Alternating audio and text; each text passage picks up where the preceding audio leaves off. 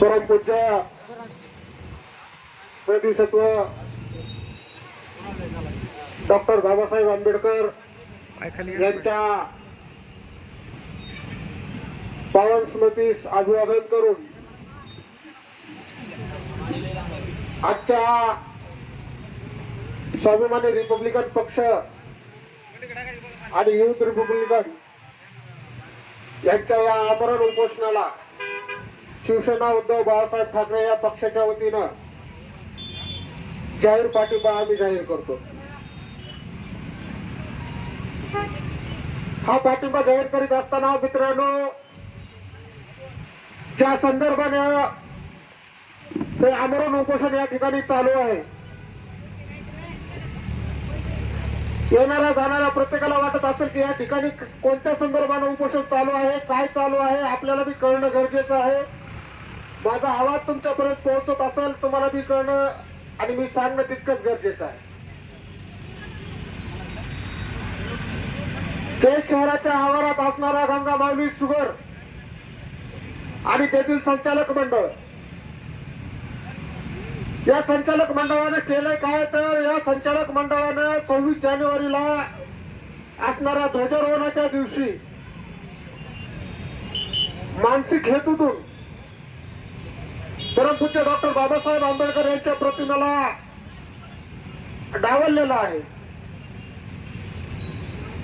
ज्या बाप माणसाच्या संविधानावर आणि त्यांच्या कायद्यावर हा देश चालतो आणि त्यांच्या संस्थानिक बांधणीवर यांच्या संस्था चालतात, त्या बाप माणसाला यांनी टाळण्याचं काम केलेलं आहे।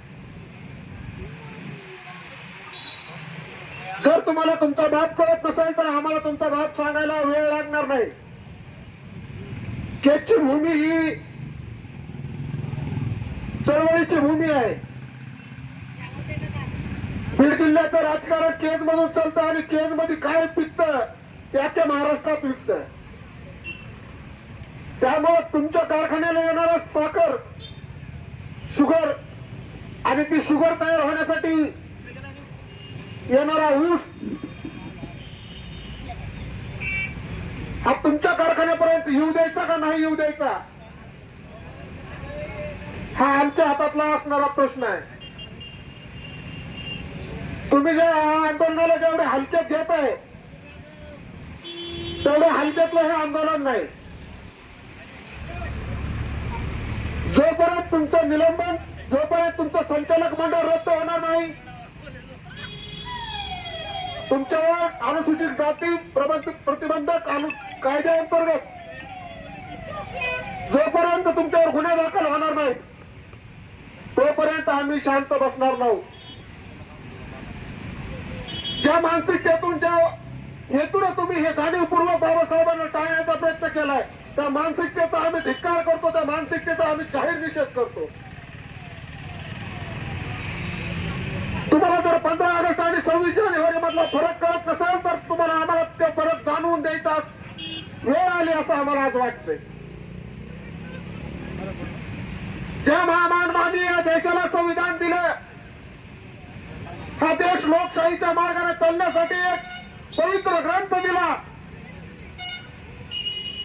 तो ग्रंथ अवलंबला, तो ग्रंथ लागू झाला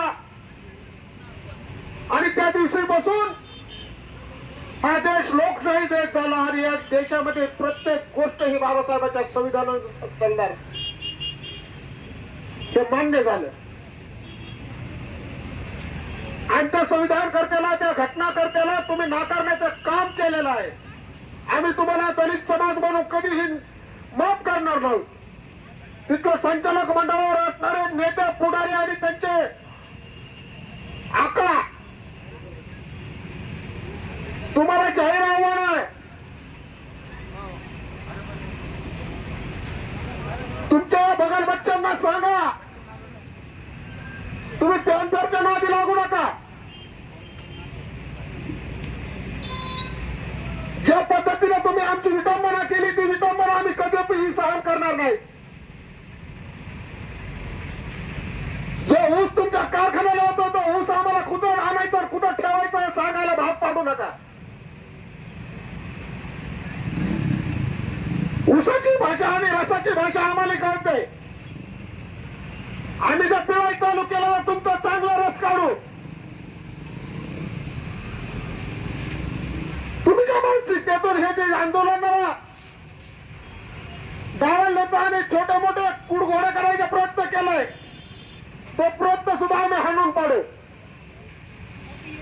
गेल्या वर्षीच्या ध्वजारोहणाचे फोटो तुम्ही ह्या वर्षी पाठवताय.